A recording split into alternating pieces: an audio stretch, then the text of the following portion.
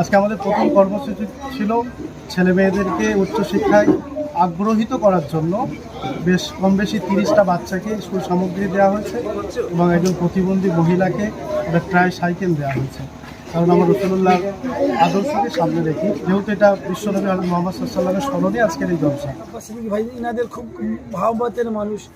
আজকে শরীফে ফুরফুরার যে মডেল জলসা আমরা যেগুলো বলে থাকি, যার মধ্যে গতানুগতিক শুধু জেকের চলবে, ওয়াজ চলবে, তাবারুক নিয়ে চলে যাবে, এই ধরনের যে সিস্টেমটা চলছিল, তো সেই তার নতুন একটা দিশা ফুরফুরা শরীফ দেখাতে চেষ্টা করেছিল, মডেল জলসা।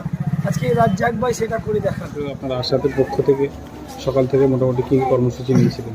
আসসালামু আলাইকুম। আমি সর্বপ্রথম আশাদের পক্ষ থেকে প্রত্যেককে আন্তরিক শুভেচ্ছা, ভালোবাসা এবং অভিনন্দন জানাই। প্রথমত আজকের এই প্রোগ্রামটি হচ্ছে একটা বাৎসরিক জলসা।